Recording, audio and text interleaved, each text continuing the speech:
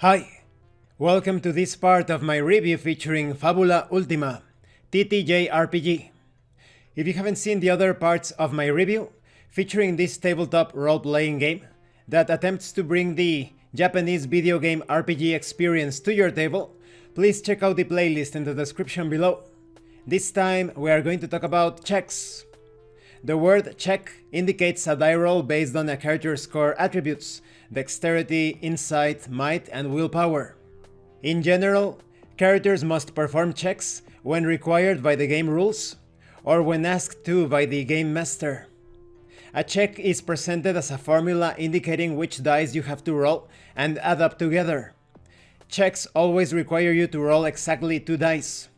For example, an insight plus willpower check performed by a character with d6 insight and d10 willpower will result in that character rolling a d6 and a d10 obviously, and adding them together, thus generating a total result between 2 and 16. Some checks will also require you to add or subtract a certain number from the total you rolled. Now, when it comes to understanding when to perform checks, for a game master, knowing when to call for a check and when not to do so is a skill that develops over time, through trial and error. You have some guidelines in this rulebook to identify those situations. It's important to remember that player characters are heroes. Unless there's a capable opposition or immediate threat, a player character's actions should simply succeed. Context and circumstances are important. The same action might require a check depending on when and where it takes place. Swimming in a calm river is not going to be the same as swimming in the rapids or in the sea, during a storm, for example. When it comes to relevant background, if a character's traits or general background are enough for them to succeed, the game master should simply allow it. When it comes to impossible actions, some actions simply cannot succeed, but you have to be open to the player's creativity. But then again, you can't jump from Earth to the moon, but you can build a magical ship to get there. Concerning relevant failure, failing a check means the situation gets worse. And it's important to stick to the rules. If the rules ask for a check, or if they don't, there's probably a good reason for that. Now, concerning check terminology, you have concepts such as modifier, any numerical value that is added to or subtracted from a check.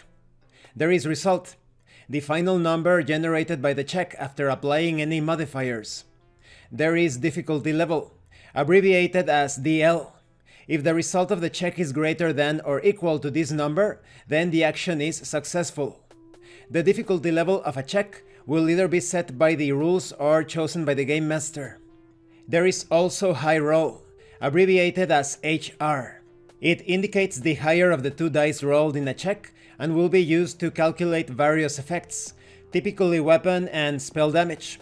For instance, if you roll a d8 and a d10 for a check and the dice show a 6 and a 9, the HR for the check will be 9.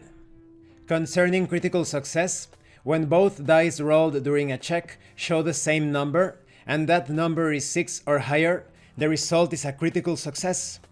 If you roll a critical success, your check will automatically be successful, and you get to apply the effects of an opportunity. We will talk about opportunities in the next part of this review.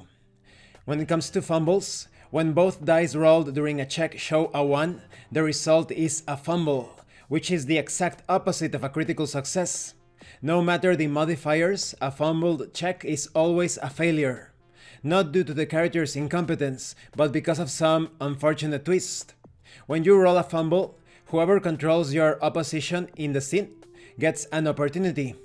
When a player character rolls a fumble, they immediately earn 1 Fabula point. And this concludes this part of the review. In the next part, we are going to talk about opportunities and performing an attribute check. So it's all quite simple, very easy to understand. Just roll a couple of dice, add some modifiers, and be mindful that you shouldn't roll for every single situation or activity within the game. Only in those moments where the task is quite risky, important, or there is some sort of opposition. Thank you for watching this part of the review, and thank you for your likes and your comments. If you have any questions or comments, please let me know. And thank you so much to those of you that are going the extra mile to support the channel. If anyone else wishes to further support the channel, the information on how to do that will be in the description below. Once again, thank you, and see you later.